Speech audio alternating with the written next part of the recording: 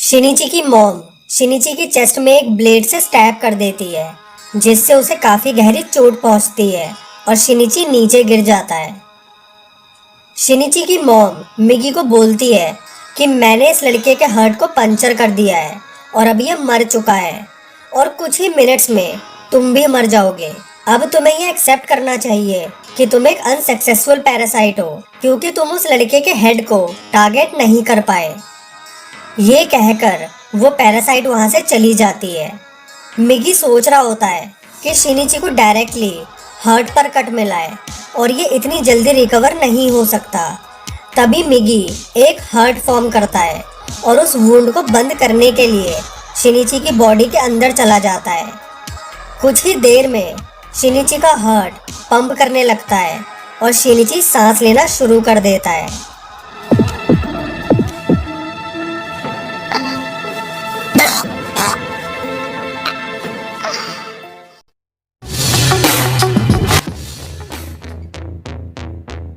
मिगी सोच रहा होता है कि ये प्रोसेस तो काम कर गया, लेकिन अभी भी शिनिची को रिकवर होने में टाइम लगेगा और मुझे धीरे धीरे शिनिची की ब्लड स्ट्रीम्स के थ्रू उसके राइट हैंड में भी वापस आना होगा।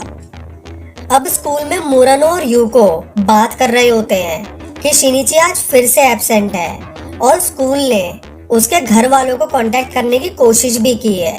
मुरानो और यूको शिनिची को लेकर बहुत ज्यादा वरीड हो जाते हैं, तो वो दोनों स्कूल के बाद शिनिची के घर जाने का डिसाइड करते हैं। दूसरी तरफ शिनिची अभी भी फ्लोर पर पड़ा होता है और मिगी किचन से पानी और शुगर का यूज करके ग्लूकोज बनाता है और शिनिची की बॉडी में ग्लूकोज का सप्लाई करता है ताकि वो जल्दी रिकवर हो जाए।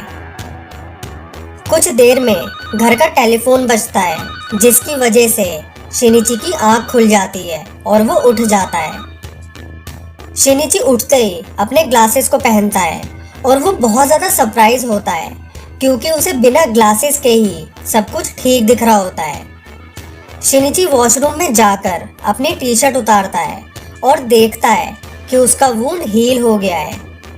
शिनिची अपने राइट हैंड की तरफ देखता है और रियलाइज करता है कि उसके वुंड को पैच करने के पीछे मिगी का हाथ है।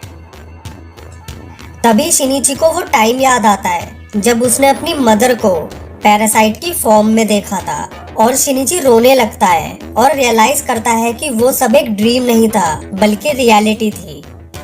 तभी टेलीफोन दोबारा बजने लगता है और शिनिची कॉल पिक करता है।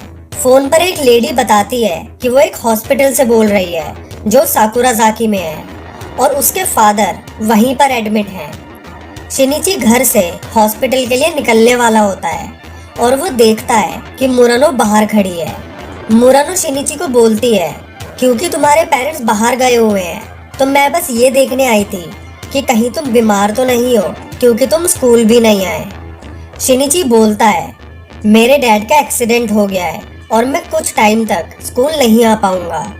मुरानो बहुत इमोशनल हो जाती है और बोलती है कि तुम वापस तो आओगे ना शिनिची।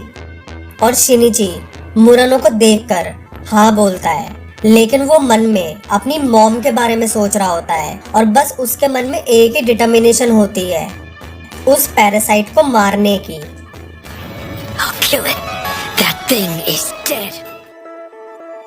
साकुराज़ाकी की तरफ जाते हुए शिनिची अपने डैड के लिए टेंशन में होता है और वो सोच रहा होता है कि आखिर उस पैरासाइट को हमारा एड्रेस कैसे मिला। शिनिची के बराबर में एक लड़की बैठी होती है जो उसे परेशान देखकर उससे पूछती है कि क्या तुम ठीक हो। शिनिची उस लड़की से पूछता है कि क्या तुम साकुराज़ाकी से हो। उस लड़की के हाँ बोलने पर शिनिची उससे हॉस्पिटल का एड्रेस पूछ लेता है।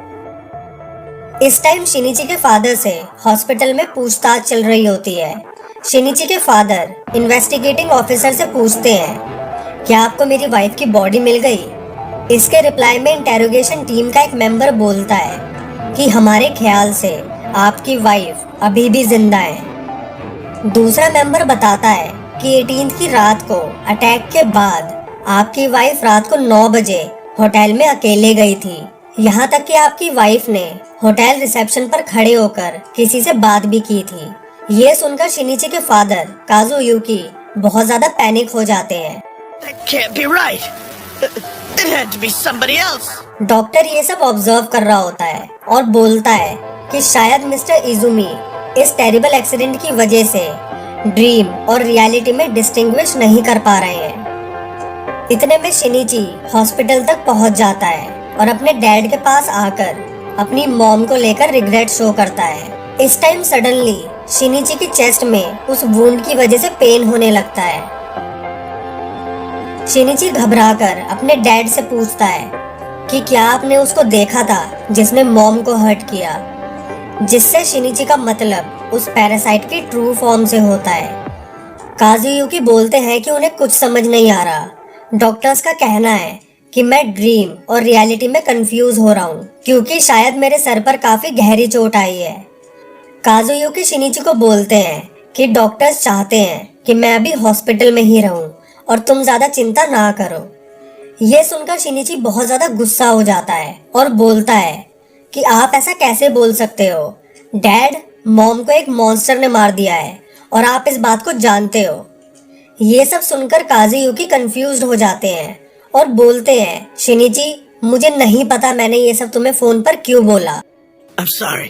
I'm so sorry. I was losing it. शिनिची अब रियलाइज करता है कि उसके फादर को अब भी लग रहा होता है कि ये सब उनका एक वहम है। शिनिची अपने फादर को इमोशनल देखकर पैरासाइट वाला टॉपिक ड्रॉप कर देता है, लेकिन उसे पता होता है कि उसे अपने फादर को एक टाइम पर सब सच बताना होगा। शिनिची अब हॉस्पिटल से जाने लगता है और अचानक से रुककर सोचता है, मैं एक हॉस्पिटल में हूँ और मिगी भी सोया हुआ है। ये एक परफेक्ट टाइम है मिगी को अपने से अलग करने का। लेकिन तभी शिनिची प्लान ड्रॉप कर देता है और सोचता है, मुझे अभी मिगी की पावर्स की जरूरत है अपने एनिमीज को ढूंढकर उन्हें एलिमिनेट करने के लिए, तो मुझे मिगी पर ट्रस्ट करना ही होगा। शिनिची अब हॉस्पिटल के पास एक होम स्टे लेने का डिसाइड करता है। शिनिची होम स्टे से उसी लड़की को बाहर आते हुए देखता है जिससे उसने हॉस्पिटल का रास्ता पूछा था। शिनिची के मन में अपनी मॉम, उस पैरासाइट और अपने डैड को लेकर सोच चल रही होती है। शिनिची डिटरमाइंड होता है कि उसे अपने डैड को सेफ रखना है और साथ ही साथ अपनी मॉम की डेथ का बदला भी लेना है। I just have to keep him alive and avenge Mom's death. शिनिची अब रूम में होता है और वो उस लड़की के ऊपर आने की आवाज बहुत क्लियरली सुन लेता है जो शिनिची को डिनर के लिए बोलने आई होती है। शिनिची बहुत ज्यादा शॉक्ड होता है और सोचता है, मुझे उस लड़की के ऊपर आने की आवाज कैसे आ गई? क्या वॉल्स इतनी पतली हैं या मेरे सुनने की एबिलिटी बढ़ गई है? अब रात को मिगी शिनिची को बोलता है, पहले मैंने सोचा था कि इस बात को अपने तक ही रखूं, लेकिन अब मैं सोच रहा हूँ कि इस बात को तुमसे शेयर करना ही पड़ेगा। मिगी शिनिची को बोलता है, तुम्हारी फीलिंग्स अपनी फैमिली के लिए बहुत ज्यादा स्ट्रॉन्ग है, लेकिन मेरे लिए तुम्हारे मन में कुछ खास फीलिंग्स नहीं है।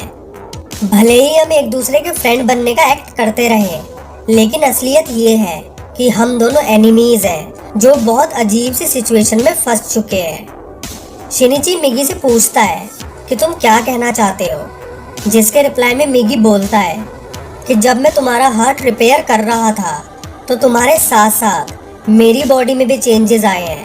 अब मैंने एक ऐसी वीकनेस को अडॉप्ट कर लिया है जो किसी और पैरासाइट में नहीं होती। मैं रोज 4 घंटों के लिए नींद में चला जाता हूँ। शिनिची मिगी को बोलता है कि बस इतनी सी बात, तुम तो रोज ही सो जाते हो। मिगी बोलता है, लेकिन ये स्लीप अलग है। पहले मैं छोटी छोटी डिस्टर्बेंसेस से उठ जाता था, जैसे कि तुम्हारी अनयूजुअल ब्रीदिंग या फिर किसी और पैरासाइट का 300 मीटर्स की रेंज में आना। लेकिन इस अनयूजुअल चेंज के बाद मैं कुछ भी डिटेक्ट नहीं कर पाता हूँ। इसका मतलब अगर उन 4 घंटों में कोई एनिमी हम पर अटैक करता है तो ये हम दोनों का एंड होगा। मिगी आगे बोलता है कि तुम्हारा हार्ट रिपेयर करने के लिए मुझे कुछ ज्यादा टाइम के लिए तुम्हारे हैंड से डिटैच रहना पड़ा, जिसका रिजल्ट ये निकला कि मेरी फिजियोलॉजी में भी चेंज आ गया।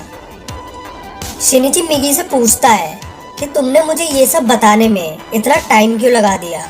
मिगी बोलता है कि जब से तुम्हारी मॉम को एक पैरासाइट ने मारा है तब से तुम्हारे मन में मेरे लिए एक बुरी फीलिंग पैदा हो गई है और अपने एनिमी को अपनी वीकनेस बताना सही चीज नहीं है। इसी वजह से मैं अब तक चुप था। लेकिन अगर मैं इस प्रॉब्लम के बारे में अब तुम्हें ना बताता तो ये प्रॉब्लम और ज्यादा बढ़ जाती। शिनिची मिगी को बोलता है, मैं तुम्हें एक एनिमी नहीं मानता मिगी, क्योंकि तुमने मेरी जान बचाई है। मिगी रिप्लाई में बोलता है, ये पूरे तरीके से एक्यूरेट नहीं है, क्योंकि उस टाइम पर मेरी खुद की जान भी दांव पर लगी थी। Yes, I do. But I don't really think of you as an enemy anymore, Miki.